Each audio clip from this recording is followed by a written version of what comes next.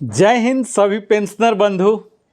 आज मैं आपके समक्ष स्पर्श पेंशन की संपूर्ण सीरीज लाया हूं, जिसमें बड़ी ही बारीकी बातों से लेके सूक्ष्म बातों से लेके बड़ी बड़ी बातें भी करूंगा।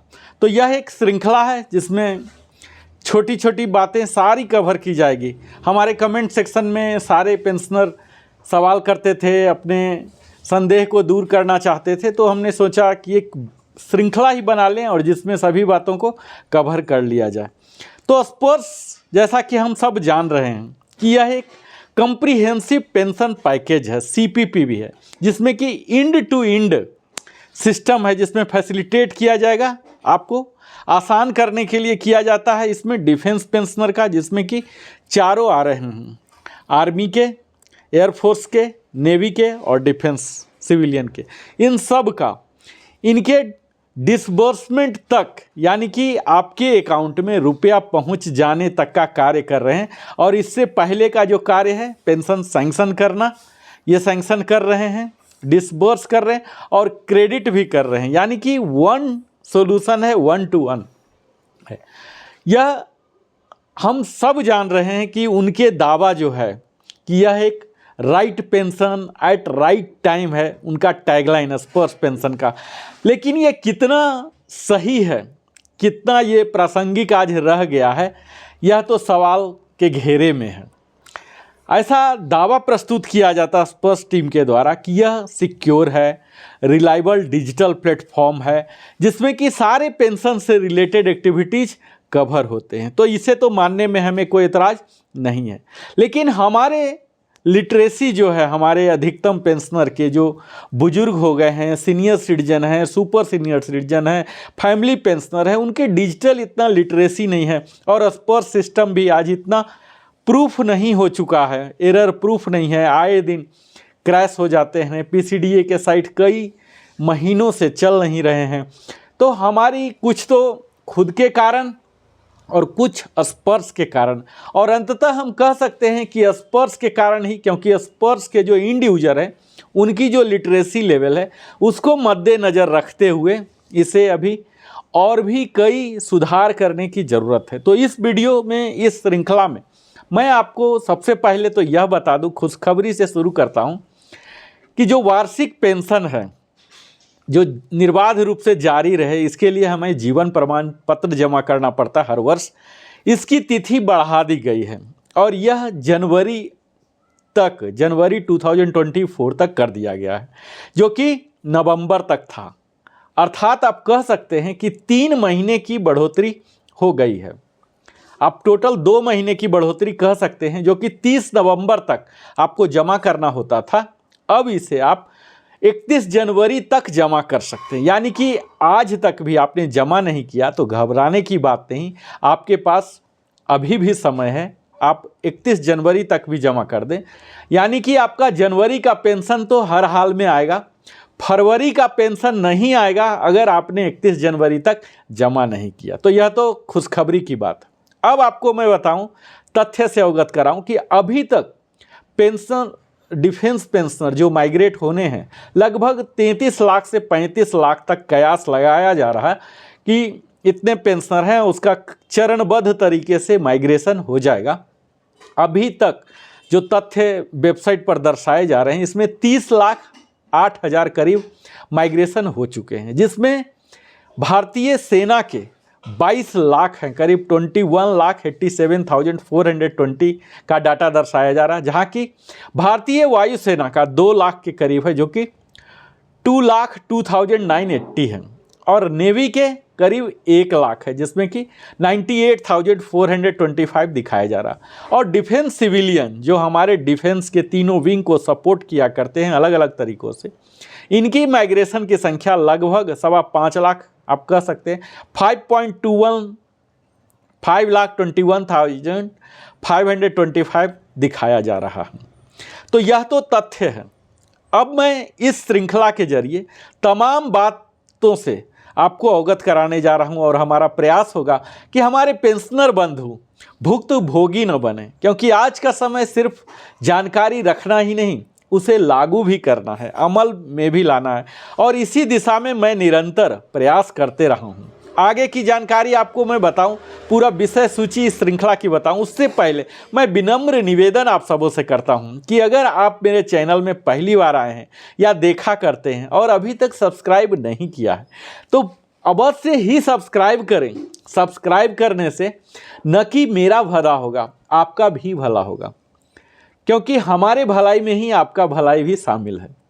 जब हमारा चैनल ग्रो करेगा तो हम बड़ी सी बड़ी स्किलफुल टीम लगा सकते हैं, एडिटिंग में लगा सकते हैं, उन तथ्यों के रिसर्च पर लगा सकते हैं। तो आप अवश्य ही सब्सक्राइब करें। कई लोग देखते हैं, मैं देखता हूं हमारे चैनल में हजारों की संख्या में व्यूअर्स हैं, लेकिन सब्सक्राइबर्स की संख्या बड़ी ही कम है, जो कि हमें थोड़ा सा हतोत्साहित करता है। तो हमारे भी मोटिवेशन को ध्यान में रखते हुए आप अवश्य ही सब्सक्राइब करें, अपने मित्रों संबंधी के साथ साझा करें। आपको बेहतर लगता है तो लाइक करें और बेल आइकन तो अवश्य ही पुश करें। और जब आप सब्सक्राइब करेंगे तो आपको भी यूट्यूब अधिकार देता है कि आप कमेंट सेक्शन में यूज कर सकते हैं, लिख सकते हैं, पूछ सकते हैं, बता सकते हैं। तो आप भी एम्पावर्ड होते हैं जब सब्सक्राइब करते हैं। अब मैं आपको सीधे ही विषय वस्तु पर ला रहा हूं कि इस श्रृंखला में मैं किन किन विषय वस्तुओं पर बात करूंगा। तो सबसे पहला तो मैं यह बताऊंगा कि ये जो माइग्रेशन है, प्रवासन क्रिया है, इसमें शामिल कितने चरण हैं, इन सारे चरण स्टेप्स को मैं बताऊंगा। अब आपको क्या क्या करना है अगर आपका माइग्रेशन हो गया है तो। माइग्रेशन होने का पहला चरण होता है एसएमएस आना। अगर एसएमएस आया है तो क्या करना है, एसएमएस नहीं आया है तो क्या करना है, फिर अगर यूजर आईडी या पासवर्ड आया है तो क्या करना है, नहीं आया है तो क्या करना है, फिर पासवर्ड रीसेट करना है तो कैसे रीसेट करना है, और कई तरह की आपकी अनिवार्य डॉक्यूमेंट सबमिट करना है, डिक्लेरेशन करना है, यानी कि मैंडेटरी डिक्लेरेशन करना है। ये आप कैसे करेंगे, आपको टैक्स अगर बचाना है उसके लिए क्या करना है, आपको टैक्स लगा है या कितना पेंशन मिला है, ये सब की जानकारी, यानी कि आपके जो पीपीओ हैं उसे कैसे डाउनलोड कर सकते हैं, कोरिजेंडम पीपीओ अगर इशू हुआ है तो वो कहाँ मिलेंगे, पेंशन स्लिप जो हर महीना मिलता है वो कहाँ मिलेगा, फॉर्म 16 कहाँ मिलेगा, इस तरह की तमाम जानकारी भी हम आपको देने जा रहे हैं। इसके साथ ही आपके जो प्रोफाइल हैं जिसमें कि सारी आपकी पर्सनल डाटा हैं, सर्विस के डाटा हैं, आपके फैमिली के डाटा हैं, बैंक डिटेल्स हैं, ये क्या क्या है, कैसे देखेंगे, अगर कुछ गलतियां हैं तो किस तरह से चेंज करेंगे, इसके लिए क्या क्या डॉक्यूमेंट अपलोड करने पड़ सकते हैं, तो ये सब तमाम जानकारी आपको हम देंगे। फिर अगर आपने अपडेट किया लेकिन नहीं हो रहा तो इसके लिए क्या रिड्रेसल मैकेनिज्म है, क्या ग्रेवियंसेस है, क्या कंप्लेन मैकेनिज्म है, क्या इसका एपेलेट अथॉरिटी है, ये सब की भी बात करेंगे। अगर आप सर्विस सेंटर में जाते हैं, कहाँ जाना है, कैसे ढूंढना है, फिर वहाँ जाने पर आपको कौन कौन सी सुविधाएं मिलेगी, वेबसाइट में कौन कौन सी सुविधाएं हैं, ये सब आपको हम बताएंगे। आपको आधार नंबर अपडेट करना है, मोबाइल नंबर अपडेट करना है तो कैसे अपडेट करेंगे। इसके स्पर्श में ही अगर आप डीएलसी डिजिटल लाइफ सर्टिफिकेट जमा करना चाहते हैं या एमएलसी करना चाहते हैं तो उसके क्या प्रावधान है। अगर पेंशनर की अकस्मात मृत्यु हो जाती है तो इसके बाद पारिवारिक पेंशन कैसे प्रारंभ किया जाए, उस मृत्यु की रिपोर्टिंग किस तरह से की जाए, तो ये तमाम जानकारी, यानी कि पेंशनर के लिए क्या क्या करें और क्या न करें, यह सब अगर होमवर्क अभी से आप करके रखेंगे, मुझे उम्मीद है अगर आप दर्शक हैं तो अभी तक आपका माइग्रेशन अवश्य ही हो चुका होगा। तो इस श्रृंखला की प्रथम वीडियो मैं प्रारंभ करूंगा इसी से कि कौन कौन से स्टेप्स इन्वॉल्व हैं इसमें माइग्रेशन प्रोसेस में। जैसा कि हम सब जान रहे हैं पीसीडीएपी इलाहाबाद में ही स्पर्श सिचुएटेड है, जो कि यह काम कर रहा है टीसीएस के द्वारा। इसका एपेक्स बॉडी है सीजीडीए, जो दिल्ली धौला कुआं में अवस्थित है। सीजीडीए के ही ऑर्डर पर पीसीडीएपी काम करते हैं और इस तमाम जो चरण हैं इसमें बड़ा ही ड्यू डिलीजेंस, यानी कि बड़ा ही ख्याल रखा जा रहा, बहुत ही सुधार किया जा रहा है, लेकिन बड़ा ही सूक्ष्म है जिससे कि लाभ नहीं मिल पा रहा हमारे पेंशन भोगियों को। इस ड्यू डिलीजेंस के बाद ही माइग्रेशन की प्रक्रिया की जाती है। अब इस ड्यू डिलीजेंस को क्या है, अभी तक बैंक से हमारा पेंशन आ रहा था तो बैंक से माइग्रेट किया गया, यानी कि उस डाटा को लिया गया जिस डाटा के आधार पर वो पेंशन देते थे। दूसरा, डाटा उनके पास रिकॉर्ड ऑफिस से भी आया है, पीसीडीए भी के पास भी सैंक्शनिंग अथॉरिटी थे, उनके पास भी था। इन दोनों की तुलना की जाती है और जब एग्जैक्ट हो जाती है वेरिफिकेशन, तुलना में भी ड्यू डिलीजेंस की ज़रूरत होती है। जब तुलना कर लेते हैं, जब कुछ सटीक पाया जाता है, तब इसे माइग्रेट किया जाता है। अब इन तमाम परिश्रम के बाद भी अगर हम पेंशनर बंधुओं का अगर कोई समस्या रह जाता है तो उसके लिए भी उन्होंने मैकेनिज्म दिया है। तो स्पर्श ने सबसे पहले उनका कहना यह है कि ये तमाम परेशानी हम लोग जो ले रहे हैं, परिश्रम कर रहे हैं, ड्यू डिलिजेंस कर रहे हैं, इसके बाद भी अगर कोई प्रॉब्लम आपको रह जा रहा है तो आपके पास क्या क्या टूल्स अवेलेबल है वह मैं बताऊं। सबसे पहला तो यह है कि हमारे डिफेंस इंस्टॉलेशन के द्वारा ही आर्मी, एयरफोर्स, नेवी, आप जहां कहीं भी रिकॉर्ड ऑफिस के पास या उनके किसी भी स्टेशन के आसपास अगर रह रहे हो तो वहां स्पर्श का एक्सक्लूसिव सर्विस सेंटर है जो कि फ्री ऑफ कॉस्ट आपको मदद करेगी। जहां की कंप्यूटर होते हैं, जानकार व्यक्ति होते हैं सर्विंग, वो आपकी मदद करेंगे, आपकी समस्या के अनुसार आपको समाधान देंगे। इसके साथ ही टोल फ्री नंबर है, जो कि टोल फ्री नंबर आप समझ ही रहे हैं कि आप कह सकते हैं कि माशाअल्लाह है। कब लगेगा, किनका लगेगा, नहीं लगेगा, यह तो आप कह नहीं सकते हैं, लेकिन भरोसा जरूर करना चाहिए। अभी धीरे धीरे उनकी service line, customer care executive की संख्या बढ़ाई गई है, तो उम्मीद की जा सकती है कि हम मिल जाएगा। इसका नंबर आप अवश्य ही अब याद रखें, 1800-180-5325।